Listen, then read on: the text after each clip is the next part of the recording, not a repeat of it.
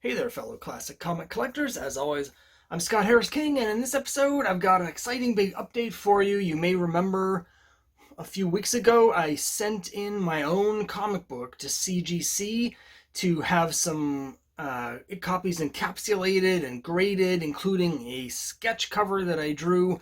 And part of the process there was just to figure out, I wanted to understand how exactly that worked as a creator to send in your books to CGC. And part of it was just I wanted to have the books for my own collection, and then I have the idea, well, if people like them, maybe I can get more graded and offer them up as rewards for my Kickstarter. So a lot of reasons I wanted to try this out just to see how it worked. And big exciting news is I got the books back today and I want to show them off. Before I get to the books, just a reminder, I had sent in all 5 different covers of my first issue of the Crimebusters. That's the comic that I write and draw and self-publish. And the first issue I did 5 different covers. There's a regular cover, there's a Kickstarter exclusive cover variant that you can only get through Kickstarter, and then there is 2 premium variant covers. One is the Boy Comics variant because some of the characters in the story are carried over from the 1950s public domain Golden Age series Boy Comics. So I do a variant where I have the original Boy Comics logo and numbering on it, and I do some old school sort of Golden Age homage covers. Another premium cover is an homage to teen detective mysteries, specifically characters like Nancy Drew and Trixie Belden. Those are my Trixie's Mysteries covers. And then finally, I did a blank variant, and in this case, I drew a version, an homage to Archie number 50, the classic Betty cover, but with my character Trixie Trouble on instead. So those are the 5 that I sent in. This isn't quite going to be a pure unboxing because I just couldn't wait. I did look to see what the grades were. They actually got here very quickly, so next time I do this, I probably won't look to see what the grades are. I wasn't sure how long they were going to take to get here, and the anticipation was too much, but actually it was only like 3 days. So in the future, I probably won't do that. And again, one last update before I send them out. So you may recall from the last video that I was happy that I went through this process because I found it very confusing. Specifically, the most confusing thing is it turns out CGC has 2 completely different departments. One that handles the regular books, one that handles the signature series signed books. And this is something that, won't come up for most people because in order to get the signature series, you'll be working with a witness and all this stuff, and it'll be handled separately. But in the case of a creator where you're sending in your own books, you're allowed to be your own witness. And what I found is that it's a very confusing process to send in both signature series books and regular books in the same package. I had a lot of trouble figuring out how to do it when I was sending it in, and the confusion continues because they sent me 2 different packages. They both arrived today, but the signature series people sent me one package, the regular group sent me the other package. So instead of sending all 5 books together, I got 4 in one and one by itself. And as a result, I get charged twice for shipping from UPS because they sent me 2 packages instead of putting them all together. So the upshot for any creators who are thinking about doing this is I would suggest just doing one or the other. If you're going to have a bunch of signature series books, send those all in together. If you're going to have a bunch of non-signed books, send those in together. But I wouldn't cross your streams because it just adds so much confusion to every stage of the process. Having said all that, I got the books back, and I'm pretty happy with the results. I wasn't sure what kind of grades I was going to get, and they turned out to be not too bad. Obviously, I was hoping for all 9.8s, but I was being realistic that wasn't going to happen. So here's the regular cover. It came back in 9.6, so I'm pretty happy with that, particularly because I'm not sure there are any 9.8 copies of the regular cover. There are certain printing defects just as part of the process. Sometimes they have the little like hanging chad sort of things. There's a couple things like that, but more importantly with issue 1, my regular cover, it's got a black front and back cover, When I got the initial order from the printer, I put aside what I thought were the nicest copies. When I looked at those later to submit them, I realized that they weren't all 9.8 candidates. This is the one that I thought had the best shot. And, just being realistic with CGC, if I submitted the same book multiple times, I think there's a chance that on one or more of those occasions it would be a 9.8. You're really splitting hairs with the difference between a 9.6 and 9.8, in my opinion, and in my limited experience. So I think this is about as good as it gets. I know a lot of collectors who collect CGC books, they don't want to get any modern books that are lower than a 9.8 because the thought process is that there's going to be a perfect copy out there somewhere. But in this case, I don't think there probably are any copies that are higher than this one in existence. So I'm fine with this being only a 9.6. Plus, let's be realistic, at the current time, nobody cares but me anyway.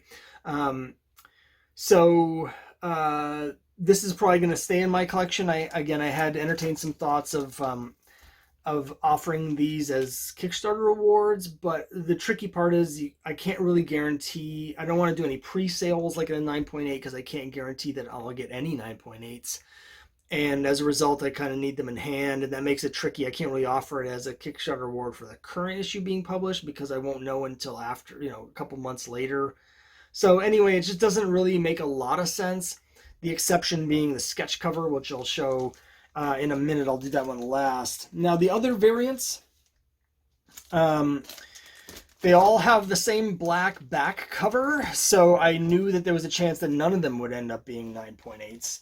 And here's the results for the other books. Here's the Kickstarter exclusive variant. As you can see, it features my character Trixie Trouble in an homage to the cover of Flash Comics 92.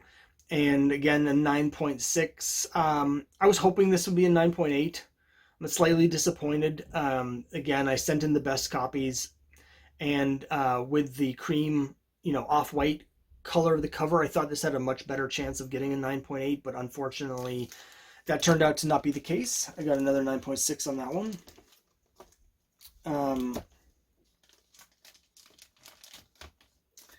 And then we have the Trixie's Mysteries variant. Again, this is my homage to the teen detective novels.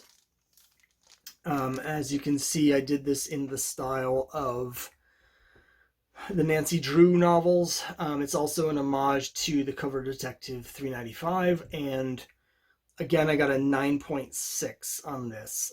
So this book, I thought, had less of a chance of a 9.8. Not only does it have the black back cover, but it also has a lot of dark elements on the front cover as well. So I'm pretty happy with a 9.6 on this one. And I am excited that I did actually get a 9.8. Much to my surprise, it was the Boy Comics variant, which I actually, when I was looking at these raw, I thought was the lowest grade of the bunch. So this is Boy Comics number 120. The original series ended with number 119, so this is my continuation. And as you can see, it's also my homage to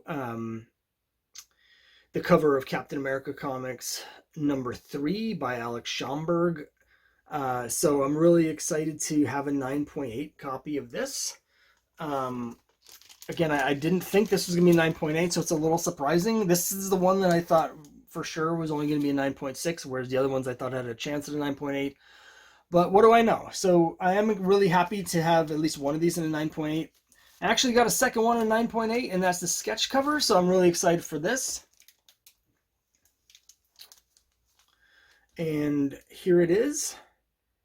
As you can see, there's the image that I drew of Trixie in homage to Archie number 50. My lettering is not very good. It's something I definitely need to work on for a future, but I'm really excited to get this back in a 9.8. My intention all along was to offer this up as a reward. With the sketch covers, it's a little bit different. I printed up a bunch of sketch covers with the idea that I would be drawing whatever people wanted for me to draw on them as a premium reward in my Kickstarters. And I've only sold a couple of them. I knew they weren't going to fly out the door, but I still have 18 blanks or something like that.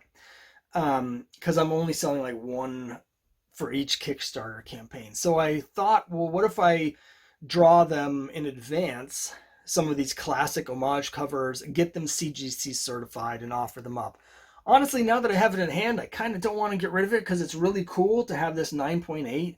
It says on it here, up at the top, it says signed and sketched by Scott Harris King on 7/12/20. What's really interesting to me is that they actually got all this information. So one thing that I messed up is that it says here, no publisher listed. I forgot to put in like a publisher.